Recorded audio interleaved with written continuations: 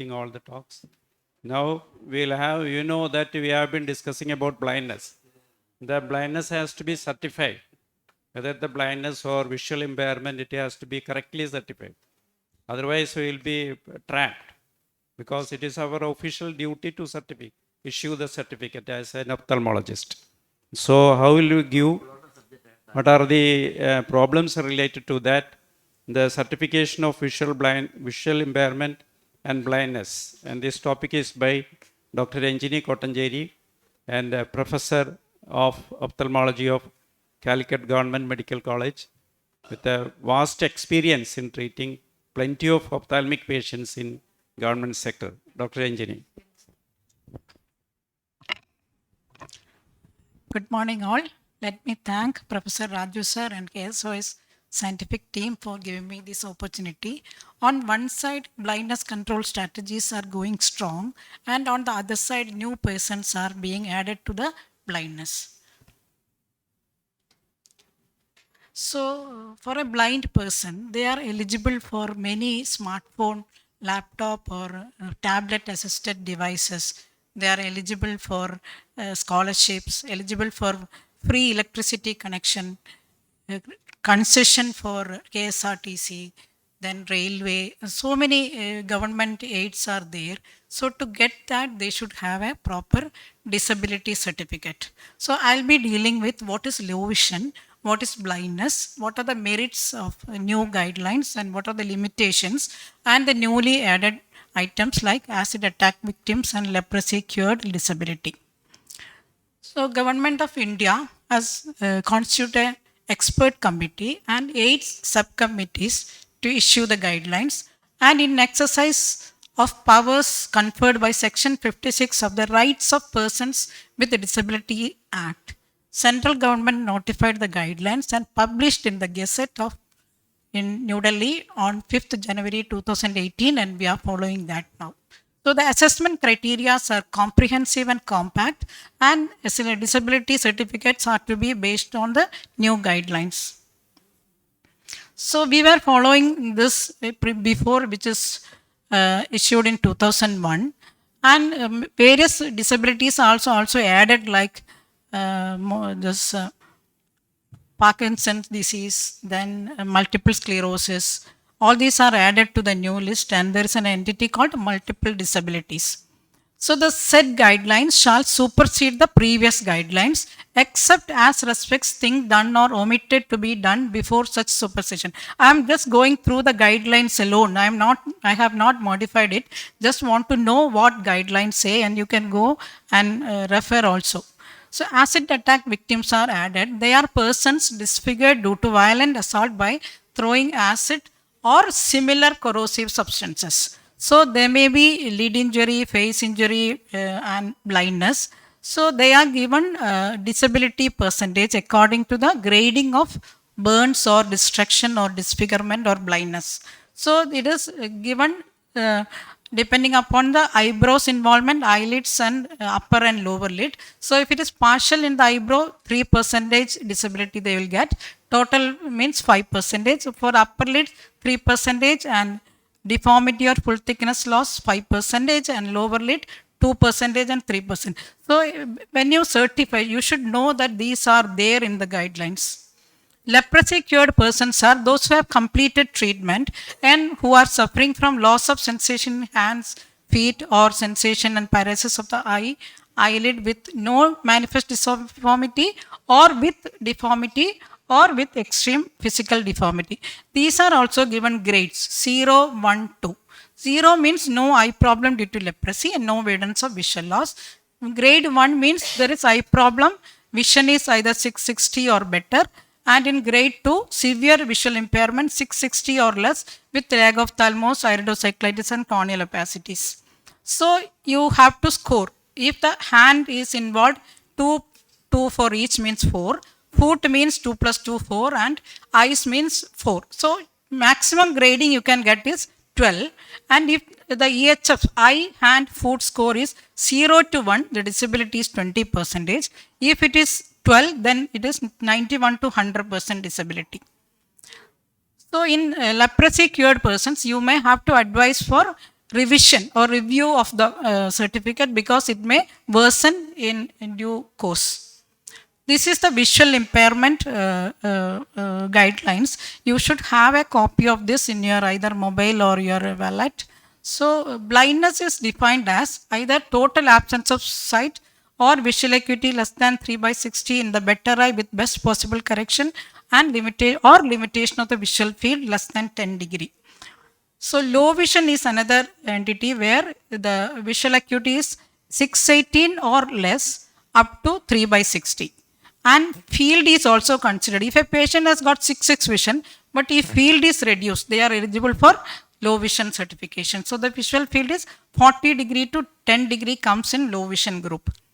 Temporary certificate, whether can you issue a temporary certificate? Ideally, it should be permanent, but there are issues where some cases may progress or like that. So then for pursuing education, they need a temporary certificate.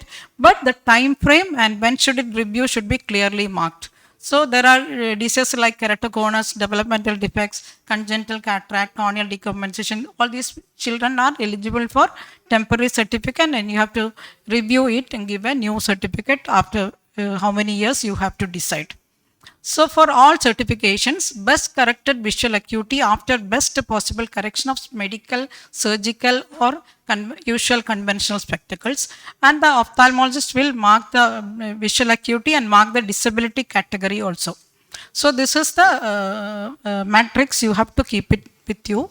So I'll go through the details. So the first category, if the patient has 618 or better vision in either eye, they are not eligible for any disability. There 0 disability category and 0%. Or if on one side it is 618, other side is if it is 624 to 660 means 10%, but they are not included in disability category. Like that we have been given the certificates, one eye is 30%, they comes to disability category of 2. Then comes the visual impairment category 3A, 3B, 3C depending upon the this thing. So here one point you notice, if patient having hemianopia involving the macula, that is equivalent to a patient with 624 to 660 vision. So you keep in mind, then give certificate accordingly.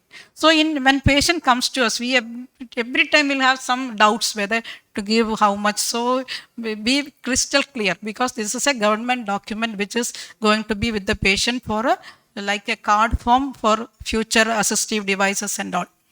Then less than 660 to 3/60 in both eyes means 70%. So this also comes in the third category and D. Then comes blindness. Blindness means 90% or more are all blind people. So less than 3/60, the all criteria all satisfies what we have been learning all these years. So the visual acuity assessment, if a patient is reading partly, then you take the lower line. Lower line means the lesser line. Okay. If patient is 618 partial means that is equivalent to 624. This is what that guideline says. Okay. So you can keep a matrix table also with you with the right eye and left eye, and there is a matrix table for visual field also. If one eye visual field is less than 40 degree up to 20 degree in both eyes means they are eligible for 40% disability. So who will certify? Should be a government ophthalmologist, and the certificate should be countersigned by either superintendent, medical officer, chief medical officer or a civil surgeon of equivalent category. So it should be given as a whole number, because in some cases with multiple disabilities, we will be doing a calculation, it comes in decimals, then it should be whole number and never give more than 100% along with multiple disabilities.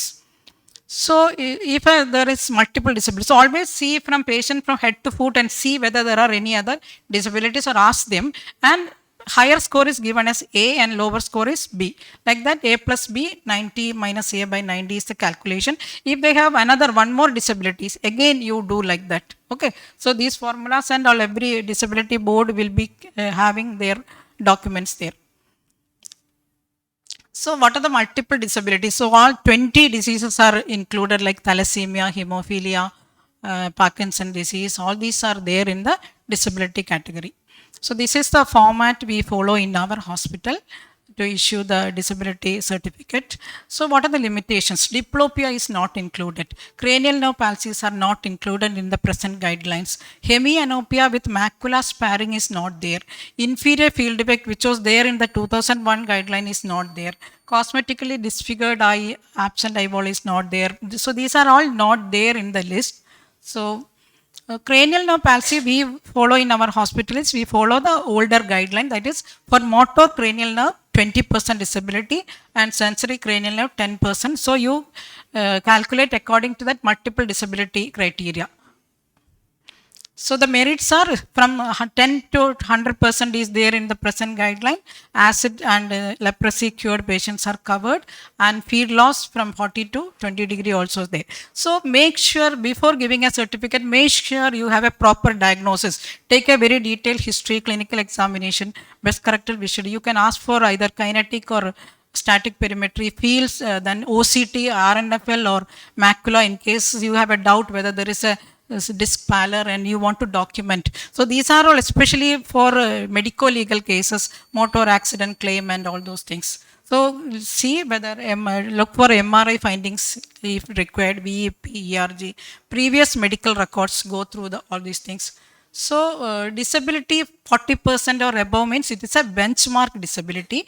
They are eligible for ADIP scheme, that is assistance to disabled for purchase, fitting of aids and appliances, provide durable, modern and scientifically manufactured aids and assistive devices to physically disabled persons, and promoting their physical, social and psychological rehabilitation, and thereby reducing the effects of disabilities, enhancing their educational and economic potential. So what we finally aim is they should have a self-care, better self-care, and they should have an independent living, all the disabled categories. Thank you. These are my references. Thank you, Dr. Ranjini, for excellent. Thank you, Dr. Ranjini, for a very excellent evaluation. How to give, what are the things which we have to be very careful while issuing a certificate. Everything has been very well explained. And now we have 5 minutes for discussion, and this is open for discussion.